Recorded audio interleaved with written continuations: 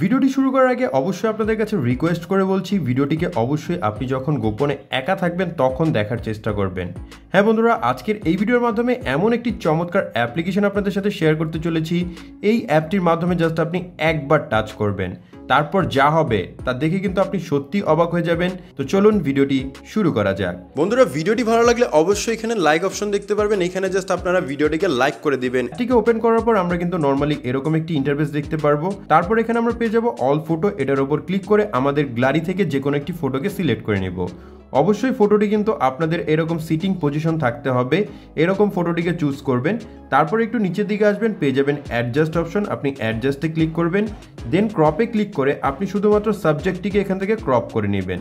Crop করার পর এখান থেকে আপনি পেয়ে যাবেন এই এক্সপ্যান্ড নামের একটি অপশন, আপনারা এটার উপর ক্লিক করবেন। তারপর এখানে পেয়ে যাবেন আপনি চেঞ্জ অ্যাসপেক্ট রেশিও, এটার উপর ক্লিক করবেন। দেন এখান থেকে আপনি 4/3 এটা করে দিবেন।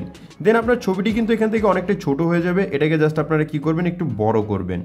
বড় করার পর এখান থেকে জাস্ট আপনি এরকম করে অ্যাডজাস্ট করে দিবেন। অ্যাডজাস্ট করার পর আপনি নিচের দিকে আসবেন, তারপর এখানে ইন্টার প্রম্পট নামের একটি অপশন পেয়ে যাবেন।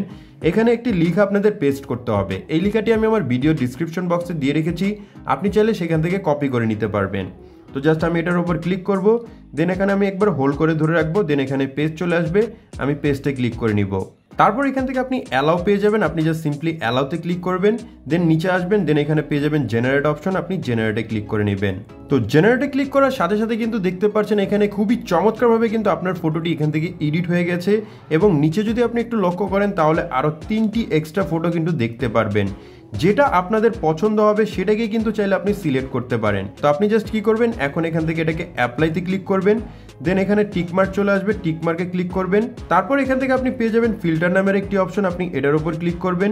দেন এখান থেকে আপনি চলে আসবেন কোয়ালিটিতে আসার পর এখান থেকে জাস্ট আপনি ন্যাচারাল একটি অপশন দেখতে পারবেন, এটার উপর ক্লিক করে নেবেন। এটার উপর ক্লিক করার সাথে সাথে কিন্তু দেখতে পারবেন আপনার ছবিটি আরেকটু গ্লো হয়ে যাবে। দেন এখান থেকে আপনি আবারও অ্যাডজাস্টে ক্লিক করবেন। তারপর এখানে পেয়ে যাবেন অটো অ্যাডজাস্ট, আপনারা এটার উপর ক্লিক করবেন। এই ছবিটিকে এখন গ্যালারিতে সেভ করব। তার আগে দেখুন আমার পুরনো ছবিটি কিন্তু দেখতে এরকম ছিল এবং এডিট করার পর কিন্তু এরকম হয়ে গেছে। তো ঠিক এভাবে করেই কিন্তু আপনি এই প্রম্পটটিকে ইউজ করে বিভিন্ন ধরনের ফটো এডিট কিন্তু করতে পারবেন। তো আমরা সিম্পলি এক্সপোর্টে ক্লিক করব। এক্সপোর্টে ক্লিক করলে আমাদের ফটোটি গ্যালারিতে সেভ হয়ে যাবে। দেন আমরা এখান থেকে ব্যাকে চলে আসবো।